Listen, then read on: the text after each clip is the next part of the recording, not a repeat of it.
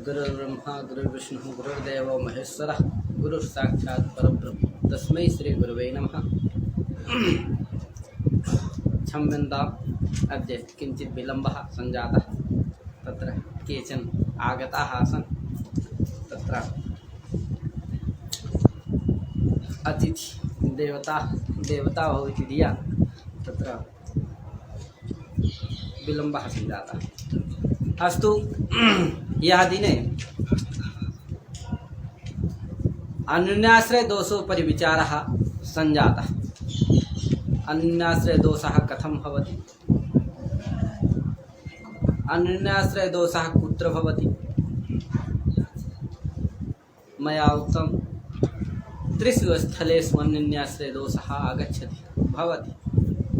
उत्पत्तौ, स्थितौ, ज्ञप्तौ च।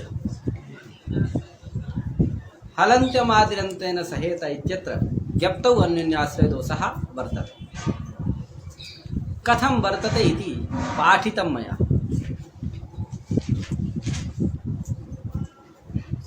आवाज बहुत धीरे आ रही।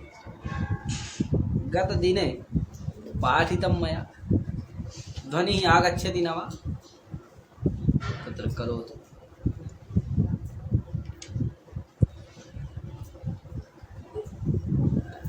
तर्हि गतदिने इतोपि करोति। तर्हि गतदिने मया हलन्त्यमादिरन्तेन सहेत इत्यनयोः सूत्रयोः मध्ये अन्योन्याश्रयदोषः कथमागच्छति इति पाठितं। तत्र हलपदार्थ स्वज्ञप्तिधीन ज्ञप्तिकत्वरूपः अन्योन्याश्रयदोषः आगच्छति। यथा नावाबद्धा नौः नेतरत् प्राणाय कल्पते, अर्थात यथा पश्यन्तु, जैसे आप देखिए अन्योन्याश्रय क्यों दोष है। आप लोक व्यवहार में तो देखिए कि अन्योन्याश्रय कोई दोष नहीं, एक दूसरे पर आश्रित होना। हमारा व्यवहार आपसे है, आपके व्यवहार से हमारा व्यवहार चलता है, ये सब होना एक क्या है, एक सामान्य है, व्यवहार है, कोई इसमें दोष नहीं है। किंतु शास्त्र में दोष है। और जैसे देखिए उदाहरण दिया इसका कि यथा नावाबद्धा नौः नेतरत् प्राणाय कल्पते। जैसे आप गंगा जी में देखिए कि एक उसमें नाविक ना हो और एक नौका को दूसरे नौका से बांध दिया जाए तो वो एक ना प्रथम नौका दूसरी नौका की रक्षा कर पाएगी, ना ही दूसरी नौका प्रथम नौका की रक्षा कर पाएगी। अतः वो दोनों क्या होंगी, सीधे जहाँ उसका चरमावस्था होगा वहीं जाकर के उनका विलोप हो जाएगा, लुप्त हो जाएगी। वो एक दूसरे की रक्षा नहीं कर सकती है। अतः उसी तरह यहाँ पर भी न आदिरन्तेन सहेता इत्यस्यापि इत्यस्य वाक्यार्थबोधः भविष्यति, नापि हलन्त्यम् इत्यस्य वाक्यार्थबोधो भविष्यति। तथा च प्रत्याहाराणां निष्पत्तिरेव न भविष्यति, संज्ञा एव कुत्रापि न भविष्यति। अतः पाणिनिसूत्रस्य आस्वारस्यं भविष्यति, पाणिनिसूत्रस्य अनुपत्तिर्भविष्यति। तस्मात् ज्ञातव्यं यत् पाणिनि आचार्यस्य तात्पर्यं कुत्र वर्तते। तत्र तेषां तात्पर्यं वर्तते यत् हलन्त्यम् इति सूत्रं करणीयं। तेन किं भवति, हलन्त्यम् ये सूत्र करिए। अब क्या होगा, हलन्त्यम् ये दो सूत्र हुए। इसमें से जो पहला सूत्र है आवृत्तिभूत हलन्त्यम है और दूसरा सूत्र है पाणिनीकृत हलन्त्यम। तो इनमें भेद जानिए। जो आवृत्त हलन्त्यम है, प्रथम सूत्र है, वह जो है समस्त है, एक पद का है। और जो पाणिनीकृत हलन्त्यम है वो दो पद का है, उसमें समास नहीं है। तो पाणिनीकृत हलन्त्यम में समास नहीं, पाणिनीकृत जो हलन्त्यम द्वितीय सूत्र है उसमें समास नहीं है। और जो प्रथम आवृत्तिकृत हलन्त्यम है उसमें समास है। वह कितने पद का है, एक पद का सूत्र है। अतः तत्र आवृत्त हलन्त्यम विषय विचारः क्रियते अधुना कि आवृत्त हलन्त्यम इसका क्या अर्थ है, जिसके कारण क्या हो गया, अन्योन्याश्रय दोष का वारण हो जाता है। आपने उसी पाणिनीकृत हलन्त्यम की क्या कर दिया, आवृत्ति कर दिया।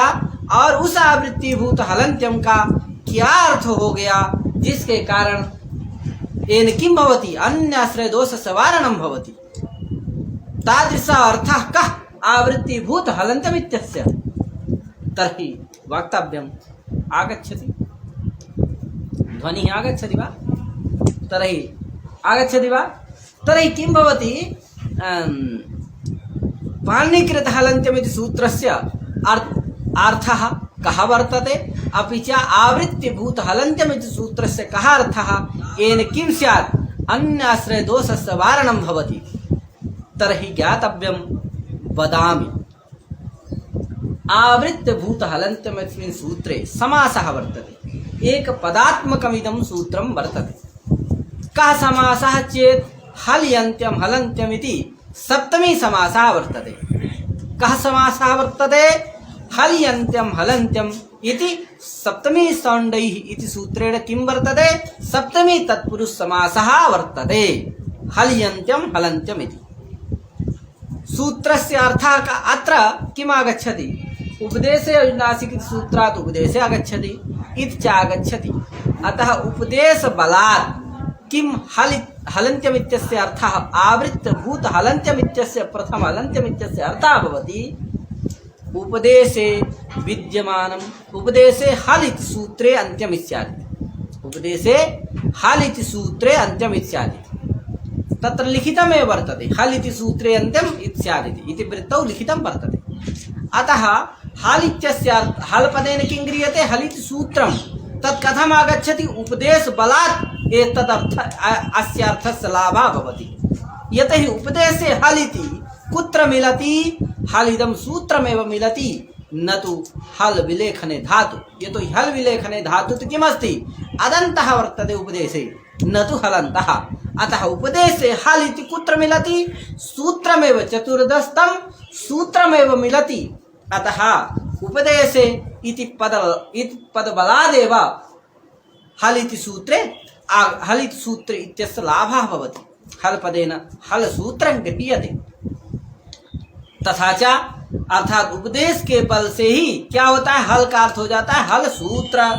जिससे क्या हो गया उपदेश से हलंत्यम हल इति सूत्रे अंत्यम इत्यादि ये अर्थ हो जाता है अब देखिए हल इति सूत्रे अंत्यम इत्यादि ये अर्थ हो गया किसका आवृत्तभूत प्रथम सूत्र का अब क्या होगा इससे किसकी संज्ञा हो जाएगी जो चतुर्दशतम सूत्र है उसके ला की क्या हो गई ईद संज्ञा हो गई किससे प्रथम जो आवृत्तभूत हलंत्यम हुआ उससे ईद संज्ञा हो गई तो अब देखिए ईद कौन हो गया हल सूत्र का लकार क्या हो गया ईत हो गया अब लगा सूत्र का अब ईत पदार्थ का ज्ञान हो गया हलंत्यम आवृत्त हलंत्यम ने क्या कर दिया इत पदार्थ हल जो सूत्र है चतुर्दशतम सूत्र है उसके अंत्य लकार की संज्ञा कर दिया जिसके कारण इत पदार्थ का ज्ञान हो गया अब इत होने के बाद इत पदार्थ का ज्ञान हो जाने के बाद किम भवति आदिरंतेन सहेता इति सूत्रस्य वाक्यार्थ बोधो भवति यतोहि आदिरंतेन सहेता इति सूत्रस्य वाक्यार्थ बोधे प्रतिबंधकः कः आसीत् इत पदार्थ ज्ञानाभावः एव प्रतिबंधकः आसीत् किन्तु अधुना इत पदार्थ ज्ञानं संजातं वर्तते अतः किं भवति आदिरन्तेन सहेता इति सूत्रस्य वाक्यार्थबोधो भविष्यति तथा च आदिरन्तेन सहेता इत्यस्य वाक्यार्थबोधः भवति आदिरन्तेन सहेता का वाक्यार्थबोध करने के लिए बस ज़्यादा कुछ नहीं करना है देखिए आदि और सह को एक साथ कर दीजिए और अंतेन ईता को पहले जोड़ दीजिए तो अंतेन ईता सह आदि अब मध्यगा नाम का आक्षेप हो जाता है जिससे अर्थ हो जाता है और समरूपम शब्दस्या शब्द संज्ञा से समरूपम स्व आ जाता है और उसको षष्ठ्यंततया विपरिणाम कर देते हैं षष्ठ्यंत विभक्ति कर देते हैं उसमें षष्ठी विभक्ति कर देते हैं जिससे क्या अर्थ हो जाता है अंतेन ईता सह आदि मध्यगा नाम संज्ञा स्वस्थ च संज्ञा ये अर्थ हो गया उसका तो आदिरंतेन सहेता बहुत सरल अर्थ है और सामान्य अर्थ है आदिरंतेन सहेता इत्यस्य अर्थः संजातः अंतेन ईता सह आदि मध्यगानाम संज्ञा का मतलब है बोधक तो अंतेन ईता सह आदि मध्यगानाम बोधकः संज्ञा बोधकः स्वस्य च बोधकः अतः किं भवति आदिरंतेन सहेता इस सूत्र का वाक्यार्थ बोध इस तरह हो जाने के बाद अब ये लग जाएगा। हल में ला की क्या हो गई, इत संज्ञा हो गई है। अब लगेगा आदिनंतेन सहेता। तो देखिए अंतेन इत कौन हुआ, ल। इस संज्ञा किसकी हुई है, उसी लकार की, और वह अंत में भी है, इसलिए अंत इत कौन हो गया, लकार। अंतेन और आदि कौन है, हल बनाना है। आदि कौन हुआ, ह। अंत इत कौन हुआ, ल। अंतेन इता सह आदि कौन हुआ, हल। सहल मध्यगानम बोधकः यावारा इत्यादि वर्णानाम बोधकः। स्वस्य, स्व का मतलब होता है आदि, स्वस्य से क्या लेना है, आदि वर्णस्य। सभी जगह सभी प्रत्याहारों में स्वस्य कहना है, उसके बाद क्या कहना, आदि वर्णस्य। और जो भी आदि वर्ण हो उसको बोलना है। जैसे हम बोल रहे हैं स्वस्य आदि वर्णस्य हकारस्य बोधकः, है कि नहीं। हल में किसका, कौन है आदि वर्ण, हा है, इसलिए बोल देंगे स्वस्य आदि वर्णस्य हकारस्य बोधकः। तो क्या हो गया, अंतेन इत लकारः, अंतेन इता और आदि हकारः, अंतेन इता सा आदि हल, मध्यगानां बोधकः यावर इत्यादि वर्णानां बोधकः, स्वस्य आदि वर्णस्य हकारस्य बोधकः। अतः हल कथनेन हकारादिलान्त समुदाय घटक वर्णानां बोधः भवति इति धिया हल पदार्थस्यापि ज्ञानं संजातम् आदिनन्तेन सहेता इत्यनेन संजातं वर्तते। अतः हल पदार्थस्यापि ज्ञानं संजातं तेन किं भवति, आवृत्तभूत हलन्त्यमिति सूत्रेण इति पदार्थस्य ज्ञानं संजातं तेन आदिरन्तेन सहेता इत्यस्य वाक्यार्थबोधः संजातः। अन्तेन इता सह आदिः मध्यगानं बोधकः स्वस्य च बोधकः इति आदिरन्तेन सहेता इत्यनेन हलपदार्थस्य ज्ञानं संजातं हलपदार्थस्य ज्ञानं जातम्। अतः पाणिनीकृत हलन्त्यम् इत्यस्यापि वाक्यार्थबोधो भविष्यति। यतोहि पाणिनीकृत हलन्त्यम् इस सूत्र का भी वाक्यार्थबोध हो जाए। क्यों, पाणिनीकृत हलन्त्यम् इस सूत्र का वाक्यार्थबोध इसीलिए नहीं हो रहा था क्योंकि हमें हल पदार्थ का ज्ञान नहीं था कि हल पदार्थ मने क्या। तो अब आदिनन्तेन सहेता ने ज्ञान करा दिया कि हल मतलब हकारादिलान्त समुदाय घटक वर्णाः हल प्रत्याहारेण बोधव्याः। अतः हल पदार्थस्यापि ज्ञानं संजातं तस्मात् पाणिनीकृत हलन्त्यम् इत्यस्यापि वाक्यार्थबोधो भविष्यति। किम्, उपदेशे अन्त्यं हल इति भवतु, उपदेशे अन्त्यं हल इति भवतु।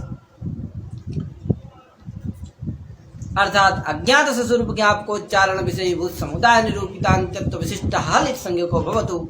तथा च किं भवति, आच इत्यत्र अयौच इत्यत्र चकारस्य संज्ञा भवति, तेन अच प्रत्याहारस्य सिद्धि भवति। और अयोंग इत्यत्र गकारस्य संज्ञा भवति, तेन अन्येषां समेषां वर्णानाम् इति संज्ञा भवति, तेन समेऽपि प्रत्याहाराः सिद्ध्यन्ति। चूंकि आवृत्तभूत हलन्त्यम् इस सूत्र से केवल किसकी संज्ञा होगी, हल सूत्र के लकार की ही संज्ञा होगी और किसी की भी संज्ञा नहीं होगी। अतः हलन्त्यम् इस सूत्र के द्वारा, पाणिनीकृत हलन्त्यम् इस सूत्र के द्वारा क्या हो गई, आच अयौज के चा की गा की सभी वर्णों की अन्य की भी संज्ञा हो जाएगी, जिससे सभी प्रत्याहार बन जाएंगे। इस तरह से क्या हो गया, अन्याश्रय दोषस्य वारणम संभव। अब इसमें आप कह सकते हैं बहुत सारा विचार है कि हलन्त्यम इस सूत्र का अर्थ जो आप आवृत्त भूत हलन्त्यम का अर्थ कर रहे हैं वही अर्थ किसका कर दीजिए, पाणिनीकृत हलन्त्यम का ही कर दीजिए, तो अन्याश्रय दोष ही नहीं। क्यों, क्योंकि पाणिनीकृत हलन्त्यम का जब अर्थ कर देंगे आप कि हल इति सूत्रे अन्त्यम स्यात्, जिससे क्या होगा, अंत इस संज्ञा इत पदार्थ का ज्ञान हो, लकार की संज्ञा हो जाएगी, हल के लकार की, इत पदार्थ का ज्ञान हो जाएगा और वाक्यार्थ होने, इत पदार्थ के ज्ञान होने के बाद आप आदिनन्तेन सहेता का वाक्यार्थ बोध हो जाएगा, हल प्रत्याहार की सिद्धि हो जाएगी, अन्याश्रय दोष ही नहीं। तो ऐसा नहीं कहना चाहिए। क्यों, ये तो ही किं भवति, यदि एतादृशः अर्थः स्वीक्रियते, पाणिनीकृत हलन्त्यम इति सूत्रस्य अर्थः क्रियते, किं कि हलिच सूत्रे अन्त्यम स्यात् इत्यर्थः क्रियते, तर्हि न विभक्तौ तस्मै इत्यादि सूत्राणां वैयर्थ्यापत्ति। यदि पाणिनीकृत हलंत्यम का ही आप अर्थ ये कर देंगे कि हल इति सूत्रे अंत्यम स्यात्, हल इस सूत्र के अंत की संज्ञा होती है, तो नविभक्त उत्तस्मा इत्यादि सूत्रों की व्यर्थता होने लगेगी, व्यर्थ होने लगेंगे। क्यों? क्योंकि अब किसकी संज्ञा होगी? केवल लकार की। नविभक्त उत्तस्मा क्या कहता है? विभक्तिस्थ सकार तवर्ग मकाराः नेता, विभक्तिस्थ सकार तवर्ग मकार की संज्ञा नहीं होती। अब बताइए, प्राप्तौ सत्याम निषेधा, प्राप्ति होने पर क्या होता है? निषेध होता है। अब बताइए, विभक्तिस्थ सकार तवर्ग मकार किसी की संज्ञा किसी सूत्र से प्राप्ति नहीं, क्योंकि हलंत्यम ऐसे होना था। अब वो हलंत्यम, तो हलंत्यम का आप अर्थ ने क्या, आपने अर्थ क्या कर दिया है? भवद्भिः अर्थः कृतः हल इति सूत्रे अंत्यम स्यात् तर्हि लकारस्यैव संज्ञा भविष्यति न तु अन्येषां समेषां वर्णानां, तर्हि तवर्ग सकार मकाराणां इति संज्ञा प्राप्तैव नास्ति, तन्निषेधाय यत् कृतं वर्तते नविभक्तौ उत्तस्मा इति तत्सूत्रं वैयर्थ्यं भविष्यति। अतः किमस्ति? पाणिनीकृत हलन्त्यमिति सूत्रस्य नविभक्तौ उत्तस्मा इत्यादि सूत्रेण ज्ञायते यत् नहि पाणिनीकृत हलन्त्यम् इत्यस्य अर्थः क्रियते, अर्थः भवति हल इति सूत्रे अन्त्यम् इत्यादि, अपि तु तस्य तु अर्थः ईप्सितः वर्तते उपदेशे विद्यमानम् अन्त्यम् हल इति स्यात् इति, अर्थात अज्ञात स्वरूप ज्ञापकोच्चारण विषयीभूत समुदाय निरूपित अंत्यत्व विशिष्टः वर्णः हल इत्संज्ञको भवतु इति एतादृशः अर्थः विवक्षितः वर्तते। तस्मात् तादृश सच अर्थः तावत् कालं तावत् पर्यन्तं न भवति यावत् पर्यन्तं हल पदार्थ ज्ञानं न भवति, हल पदार्थ ज्ञानं च आचरणतेन सहिता कारयिष्यति, तत्तु तावत् पर्यन्तं न कारयिष्यति यावत् पर्यन्तं इति पदार्थस्य ज्ञानो न भविष्यति। अतः इति पदार्थ ज्ञानादीनं हल पदार्थ ज्ञानं, हल पदार्थ ज्ञानादीनं च इति पदार्थ ज्ञानं, अतः सख्यप्तधेन ज्ञप्तिकत्व रूपः अन्योन्याश्रय दोषः समापतति। अतः अस्य अन्योन्याश्रय दोषस्य वारणाय दीक्षित महोदयैः आवृत्तिः कृता, तथा च आवृत्तभूत हलन्त्यम् इत्यस्य अर्थः कृतः तैः हल इति सूत्रे अन्त्यम् स्यात्, यतो हि हलन्त्यम् इत्यत्र सप्तमी समासात् तैः कृतः, तथा च हलि अन्त्यं हलन्त्यमिति, तथा च हल इति सूत्रे अन्त्यम् स्यात्, तथा च लकारस्य संज्ञा भवति, तेन इति पदार्थस्य ज्ञानं भवति, तथा च आदिरन्तेन सहेत इति सूत्रस्य वाक्यार्थबोधो भवति, तेन हल पदार्थस्य ज्ञानं भवति, तथा च आदिरन्ते हल पाणिनीकृत हलन्त्यम् इति सूत्रस्यापि वाक्यार्थबोधो भवति, तेन अच इच इत्यादयः प्रत्याहाराः सिद्ध्यन्ति, नास्ति काचित् क्षतिः इति एवं रीत्या अन्योन्याश्रय दोषस्य वारण करते हैं। तो इस तरह से दीक्षित महोदय ने आवृत्ति करके अन्योन्याश्रय दोष का वारण किया। यद्यपि अन्योन्याश्रय दोष वारण के भी नाना उपाय हैं, शास्त्रों में वर्णित हैं, उन्होंने भी उठाया है, और किंतु सिद्धांतिक पक्ष उन्होंने हलन्त्यम् इत्यस्य आवृत्तिं कृत्वैव तैः वारणं कृतं वर्तते। अतः एतद् विषये एतावदेव वदामि। थोड़ा सा बस जान लीजिए, विचार करते हैं। हलन्त्यम जो आवृत्तभूत हलन्त्यम है उसमें समास क्या है? तो अभी बताया मैं कि हल अंत्यम हलन्त्यम ये क्या है? सप्तमी तत्पुरुष समासा वर्तते। केन सूत्रेण? सप्तमे सौण्डैः इति सूत्रेण सप्तमे तत्पुरुष समासा वर्तते। किंतु वक्तव्यं सप्तमे सौण्डैः इति सूत्रेण समासा भवितुम् अर्हति न वा? तर्हि वक्तव्यं प्रथमं सप्तमे सौण्डैः इति सूत्रस्य अर्थः कः? तर्हि तस्यार्थः हल्यन्त्यं सप्तमे सौण्डैः इति सूत्रस्य अर्थः कः इति चेत् सप्तम्यन्ताभिन्नं सुबन्तं सौण्डादिगणपठित शब्दप्रकृतिकैः समर्थैः सुबन्तैः सावासमस्यते सजः तत्पुरुषः इति एवं रीत्या तस्य सामान्यः अर्थः भवति। तर्हि अत्र पश्यन्तु, सप्तम्यन्ता हलगी अन्त्यसु अलौकिक विग्रह कः? यतो हि ज्ञातव्यं समाज विधायक शास्त्रस्य प्रवृत्तिः तस्य अवसरः वर्तते, अतः वदामि प्रसंगात्। किमस्ति? समाज विधायक शास्त्रस्य प्रवृत्तिः कुत्र भवति? तर्हि तस्य प्रवृत्तिः तु कुत्र भवति? अलौकिक विग्रह वाक्ये एव समाज विधायक शास्त्रस्य प्रवृत्तिः भवति। समास शास्त्रस्य प्रवृत्त्यर्थमेव अलौकिक विग्रह वाक्यस्य कल्पना कृता वर्तते शास्त्रे। अतः राजन हल की अंत्य सु इति अलौकिक विग्रह वाक्ये सप्तमे सौण्डैः इति सूत्रं प्रवर्तते। सप्तम्यन्ताभिन्नं सुबन्तं हल गीति सौण्डादिगणपति समर्थ सौण्डादिगणपति शब्द प्रकृति समर्थ सुबन्त अन्त्य सु इति तेन साकं भवति समासः।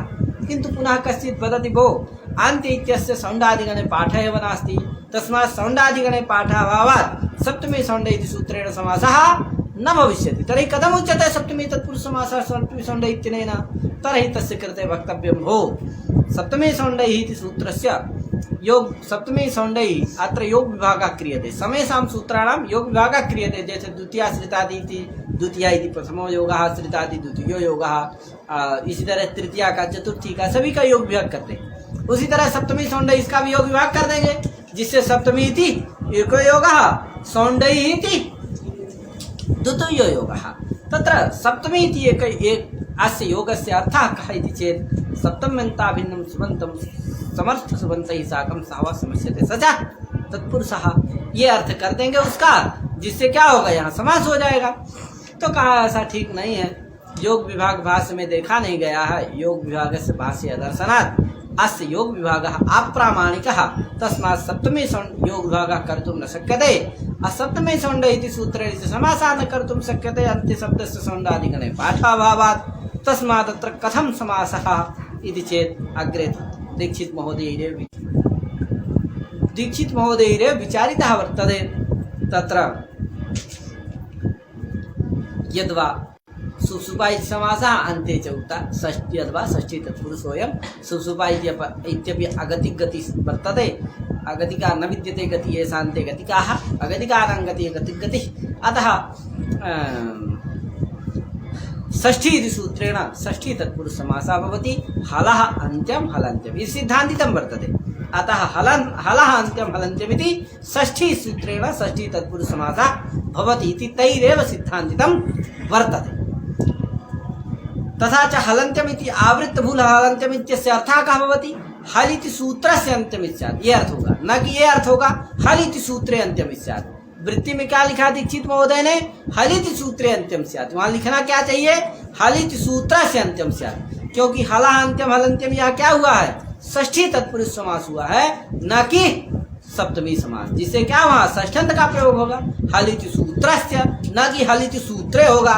सप्तमी होता तब ना हल इति सूत्रे होता। अब हुआ क्या है? षष्ठी समास हुआ है, जिससे क्या होगा? हल इति सूत्रस्य, न कि हल इति सूत्रे। तो वृत्ति क्या बोलना है अब? हल इति सूत्रस्य अन्त्यम स्यात्, ऐसा वृत्ति बोलना है उसकी, समझे कि नहीं? ना कि हल इति सूत्रे अन्त्यम स्यात्, है कि नहीं? क्योंकि सप्तमी समास होगा ही नहीं, संभव ही नहीं। तस्मात् परिनिष्ठिता वृत्ति का वर्तते तर्हि हल इति सूत्रस्य अन्त्यम स्यात् इत्येव शुद्धा परिनिष्ठिता च वृत्ति, है कि नहीं, वर्तते। अतः अत्र आवृत्त हलन्त्यम् इत्यत्र सप्तमी तत्पुरुष समासः षष्ठी तत्पुरुष समासः वर्तते। षष्ठी इति सूत्रेण सिद्धान्तितम्। अतः अन्योन्याश्रय दोष एवं रीत्या अन्योन्याश्रय दोषस्य वारणं भवति। पुनः प्रत्याहार की सिद्धि कैसे होती है ये भी मैं बता चुका हूँ, एक बार और बता देता हूँ। किसी भी प्रत्याहार, इसका मतलब सबसे पहला प्रत्याहार कौन बनता है? हल प्रत्याहार ही बनता है। सबसे पहला हल प्रत्याहार, मैंने लकार को लेकर, क्योंकि लकार की संज्ञा होना है सबसे पहले, उस लकार को लेकर के आप प्रयोजन है उसका, इसलिए हल प्रत्याहार ही सबसे पहले बनता है। अतः पुनः हल प्रत्याहारस्य सिद्धि कथं भवति? बहवः विद्वांसः सन्ति, भवन्तः सर्वेपि जानन्ते वा। भवतां समेषां स्वागतम्।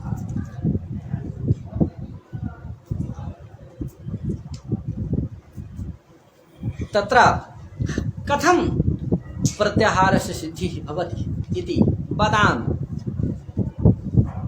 बहवः छात्राः न जानन्ति। यथा परम्परातः मया प्राप्त अध्यापनसमये तु अवश्यमेव आगच्छति, अन्यत्र तु न आगच्छति। किन्तु अस्तु, तर्हि यथा हल प्रत्याहार अथवा अच प्रत्याहार साधनस्य इच्छा भवति। अच प्रत्याहार साधनस्य इच्छा भवति, तर्हि सूत्रं प्रवर्तते हलन्त्यमिति। हलन्त्यमिति सूत्रस्यार्थो वर्तते हल् उपदेशे विद्यमानम् अन्त्यं हल् भवतु इति। तर्हि उपदेशः धातुसूत्रगुणोनादि वाक्यलिङ्गानुशासनम् आगम प्रत्यादेशः उपदेशः प्रकृतिः इति लघुसिद्धान्तकौमुद्यामेव लिखितं वर्तते, बहुत्र लिखितं वर्तते। तर्हि अयौच् इति सूत्रं वर्तते, अतः उपदेशः वर्तते। उपदेशे विद्यमानम् अन्त्यं हल् किं वर्तते, च वर्तते, अतः तस्य किं भवति, इत्संज्ञा भवति। तदनन्तरं सूत्रं प्रवर्तते आदि अर्थात् चकारः इत्संज्ञकः वर्तते। तदनन्तरं सूत्रं प्रवर्तते आदिरन्तेन सहिता इति। आदिरन्तेन सहिता इति सूत्रस्य अर्थो वर्तते अन्तेन इतः सह आदिः मध्यकानां बोधकः स्वस्य च बोधकः तथा च अन्तेन इत चकारः आदिः आच अन्तेन इतः सह आदिः आच मध्यकानाम् इ ऊदि एतेषां वर्णानां बोधकः स्वस्य आदिवर्णस्य अकारस्य बोधकः अर्थात् अचकथनेन अकारादि चान्दसमुदाय घटकवर्णानां बोधः भवति इति। एवं रीत्या अत् प्रत्याहारस्य सिद्धिः भवति। अतः सर्वैरपि एवं रीत्या समेषाम् एवमेव अन्येषां समेषां प्रत्याहाराणां सिद्धिः करणीया। अतः बहवः न जानन्ति, प्रत्याहारस्य सिद्धिं कुर्वन्ति, किन्तु आदि हलन्त्यमिति सूत्रमेव न प्रवर्तते, आदिनन्तेन सहिता इति सूत्रमेव न प्रवर्तते। तर्हि आदिनन्तेन सहिता इति सूत्रप्रवृत्तिं विना कथं प्रत्याहारस्य सिद्धिः भवितुमर्हति। तस्मात् सर्वैरपि एवं रीत्या सिद्धिः विधेया। अस्तु, अद्य एतावदेव उक्त्वा विरमामि। श्वः पुनः उपदेशविषये किञ्चित् वदामि, आदिरन्तेन सहेता इति सूत्रस्य विषये किञ्चित् वदामि। पुनः श्वः अग्रे एवमेव पाठो भविष्यति। अस्तु, एतावदेव उक्त्वा अहम् अद्य विरमामि। भवतां समेषां स्वागतं। ये शृण्वन्ति पश्यन्ति अनन्तरं च पश्यन्ति तेषां समेषां स्वागतं, धन्यवादः। समूहस्य संस्थापकाः तेषामपि हार्देन धन्यवादं ज्ञापयामि। ते संस्कृतेश्च कृते प्रयासरताः भवन्ति, यत्नरताः भवन्ति। अतः अस्तु, एतावदेव उक्त्वा अद्य विरमामि। अस्तु, समेषां कृते शुभसन्ध्या। नमो नमः। महादेव। श्वः पुनः